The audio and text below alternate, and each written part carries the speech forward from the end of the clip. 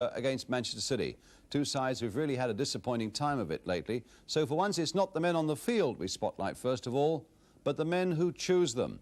And first, the Manchester City chairman, Peter Swales, who felt his team had slipped badly enough in recent weeks to have a crisis talk this week with manager Tony Book on the right there and new coach Malcolm Allison. And while they wait to see what happens today, the Spurs manager Keith Birkinshaw really shook up his side while he went off to check another player.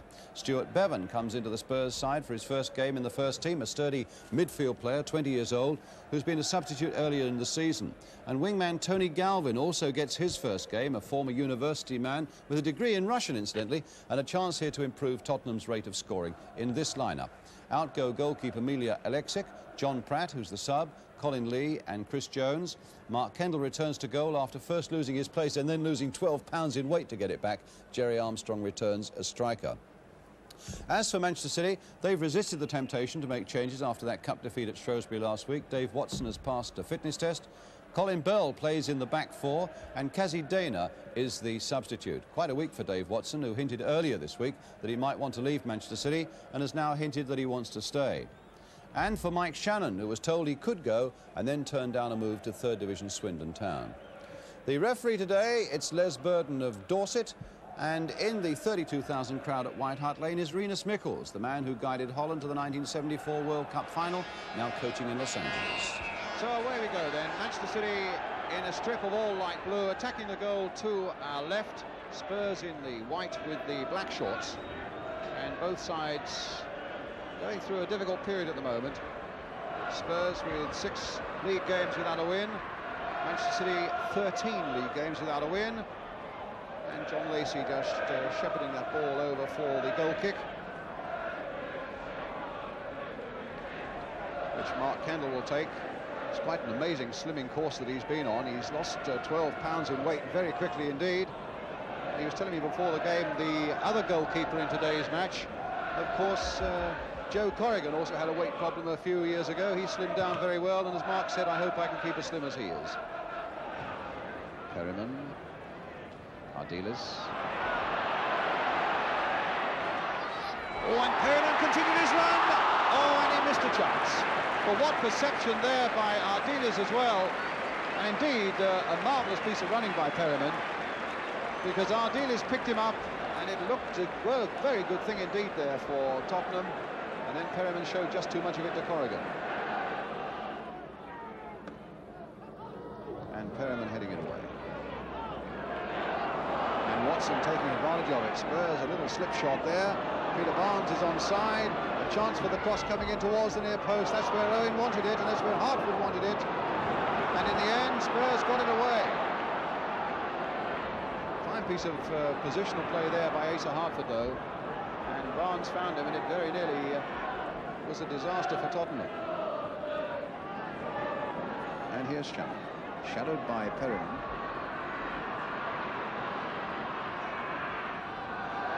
On again.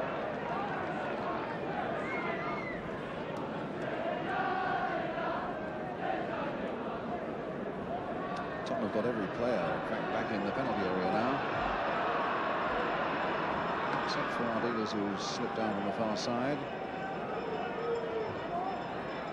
Peter Barnes with his corner then for Manchester City, curling it a long way in there, and they headed off the line. It was Watson's header that was headed off the line there, and Armstrong can bring it away. Well, the corner came floating in. The big man got up well, and Spurs were saved on the line. Unlucky with that header, Dave Watson.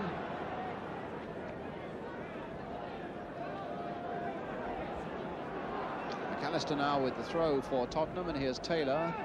Back to McAllister again.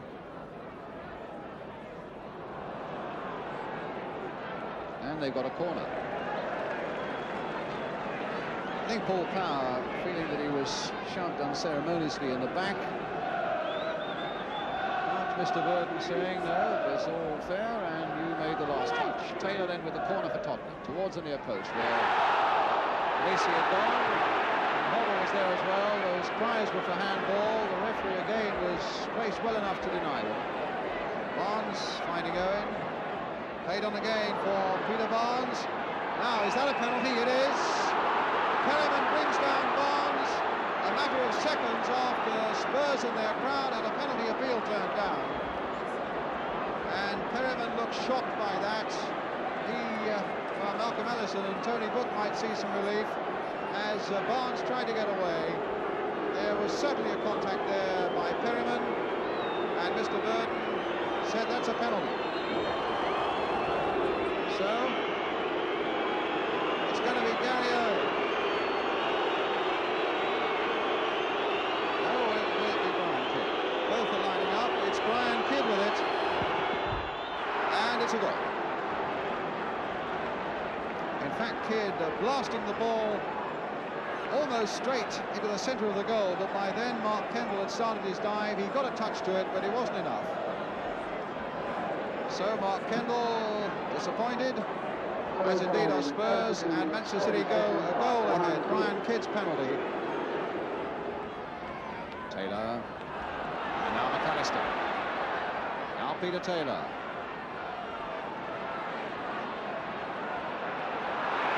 Free kick given. About a yard outside the penalty area for the foul on Peter Taylor. So Brian Kidd right back in a defensive position. Mike Shannon's right in there too. In fact, they've left only Peter Barnes up. Tried lining up the wall. Might be Hoddle, who bends a beautiful free kick. Might be Peter Taylor, who equally does it. Number 11 and number 4 are both behind that ball. It's Hoddle now floating it in there, but it's not a very good one. If it was meant for Lacey, it wasn't struck nearly firmly enough. But Bell was taking no chances, and the ball goes behind for the corner in any case. So Stuart Bevan will take that, and Hoddle goes towards the near post. In the last 5 minutes of the first half now, and Bevan with this corner for Tottenham. And again, Watson out jumping everybody to get it clear, and a chance for a break here now for Manchester City as Owen finds Barnes. Now, can Barnes get the better of Perry? Owen's right in there, but Barnes may not need him. What a beautiful goal! What a brilliant goal by Peter Barnes, and that is only his 3rd of the season. But that was superb. The break from defence, and they're enjoying it, and why not? A salute from Malcolm Ellison there, and Barnes took on Perryman. He had Owen up there in support. He didn't really need it. And then when the sight of Kendall in the Tottenham goal came up, he lashed it high into the net past him. Spurs 0, Man City 2, and Peter Barnes the scorer of a brilliant goal.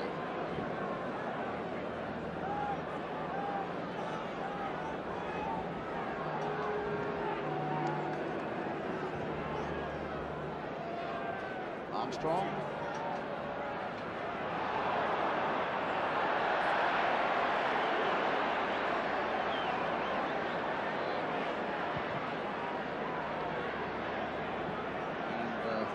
And injury there to Big Dave Watson.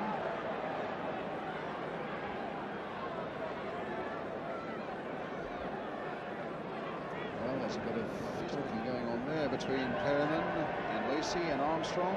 Armstrong in the middle there. So Watson hobbles off, and we wonder how serious that's going to be.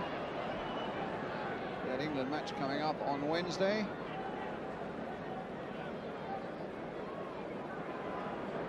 And with Keith Birkinshaw away, Pat Wilton, his right-hand man, is standing in for him. And he's got a bit of talking to do at half-time. He kept that in well, didn't he? Holmes playing it in for Perryman, and still with Bevan, hit in there to Taylor, just over. Well, that's the most exciting move of Tottenham's this afternoon, and young Stuart Bevan played quite a part in it. And when it came across, Peter Taylor, it came across firmly as well. He couldn't quite finish it off. And the good news for Manchester City is that Dave Watson is now back on the field, but he's hobbling pretty badly. And there indeed is the half-time whistle.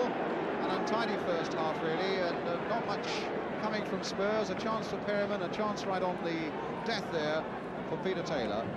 Manchester City with a lot more to be happy about with those 2 goals, the penalty coming from Brian Kidd, and then on the stroke of half-time, this man here, Peter Barnes, scoring a really brilliant solo goal. So a lot to come still on the big match today, and a half-time score that says Spurs 0, Manchester City 2. We'll be back with the second half.